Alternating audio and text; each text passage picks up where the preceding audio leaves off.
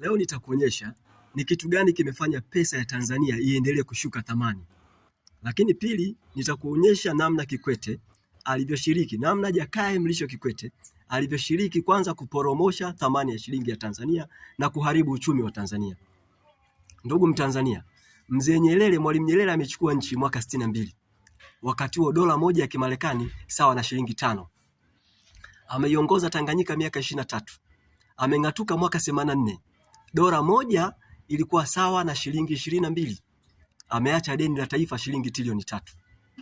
Kwa hiyo mwaka 85 Mzee Mwinyi ameingia madarakani. Jambo la kwanza lililofanya Mzee Mwinyi ni kubadilisha mfumo wa uchumi. Kwa hiyo akaitangaza Tanzania kutoka nchi inayofuata mfumo wa uchumi wa kijamaa na kuitangaza Tanzania kama nchi inayofuata mfumo wa uchumi wa soko huria, free market economy. Mzee Mwinyi amekaa madarakani miaka 10. Anang'atuka mwaka 95. Tayari dola moja ni sawa na shilingi 600 za Kitanzania. Mzee Mwinyi amekaa madarakani miaka 10, amekopa shilingi trilioni 15. Kwa hiyo Mzee Mwinyi anaondoka madarakani mwaka 95, ameacha deni la taifa shilingi trilioni 18.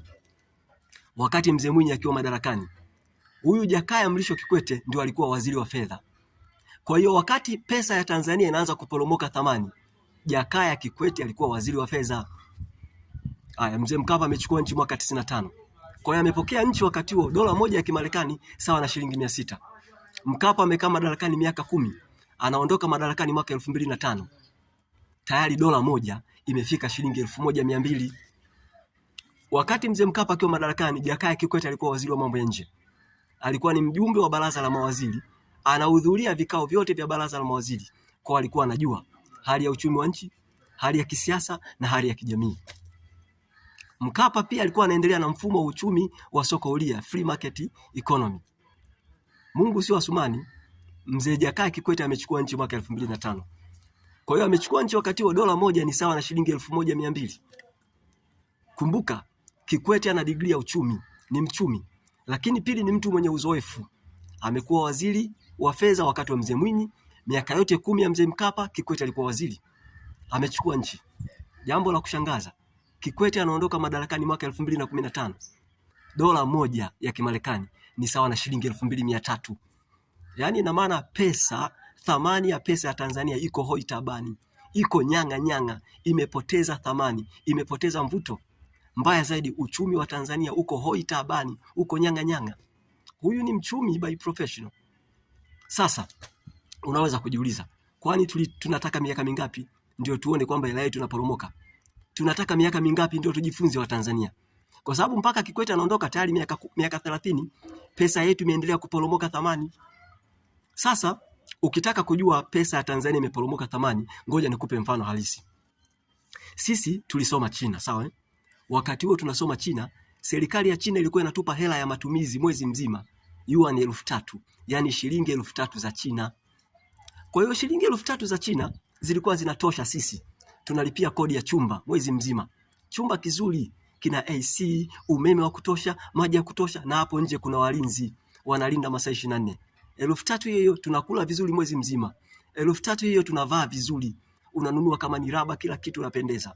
3000 hiyo unalipia internet, mawasiliano. 3000 hiyo bado inabaki. Wakati mwingine unatuma hela nyumbani Tanzania. Na kama utaki kutuma hela Tanzania, unaenda mjini kwenye local market. Unanunua iPhone 7 Plus, GB 64 unanunua 2. Hiyo 3000. Bila shaka unaweza kupata picha sasa. Yaani shilingi 3000 ya China, 3000 ya China unafanya matumizi yote hayo. Unalipa kodi, unakula mwezi mzima, unavaa na bado unapata hela, unaweza kununua simu nzuri, kila kitu. Nikuulize wewe Mtanzania mwenzangu, shilingi 3000 ya Tanzania unaweza kufanya matumizi gani? Unaweza kutumia kwa muda gani shilingi 3000 ya Tanzania? Bila shaka ndio utajua kwamba hela ya Tanzania haina thamani na uchumi wa Tanzania umevurugwa. Nikupe mfano mwingine, sawa? Mwaka 1984 wakati Mwalimu Nyerere anang'atuka, dola moja ilikuwa sawa na shilingi 22 za Tanzania na dola moja ilikuwa sawa na shilingi 18 za Kenya. Maana yake uchumi wa Tanzania na wa Kenya ulikuwa unakaribiana, hakukuwa na utofauti mkubwa. Haya, leo hii 2025 dola moja ya Marekani ni sawa na shilingi 130 za Kenya. Maana yake uchumi wa Kenya bado angalau una nafuu. Wakati huo dola moja ya Marekani ni sawa na shilingi 2700 za Tanzania. Pesa ya Tanzania haina thamani. Pesa ya Tanzania imeporomoka uchumi, na aliyesababisha huyu Kikwete. Sasa vuta picha, sawa? Kwa hiyo wakati wa utawala wa Mzee Mwinyi, Kikwete alishindwa kumshauri Mzee Mwinyi namna ya kukuza uchumi. Wakati wa utawala wa Mzee Mkapa, Kikwete ameshindwa kumshauri Mkapa. Kikwete huyo kaongoza miaka 10, kashindwa kukuza uchumi wa Tanzania. Leo hii Kikwete ndio mshauri namba moja wa Samia. Nikuulize mwenzangu, Kikwete anamshauri nini Samia? Kikwete anamshauri kitu gani Samia? Na Kikwete huyo eti ndio mkuu wa chuo kikuu cha Dar es Salaam. Yaani kwangu mimi Kikwete hastahili hata kuwa mgeni rasmi kwenye mahafali ya kidato cha 4. Narudia tena, Kikwete hastahili hata kuwa mgeni rasmi kwenye mahafali ya kidato cha 4. Na kama ingekuwa ni ardhi, sisi tunasema Kikwete ni nani productive land, yani ni ardhi ambayo haina rutuba, haifai kwa matumizi ya binadamu. Sasa Kikwete anamshauri nini Samia? Yeye ameshindwa.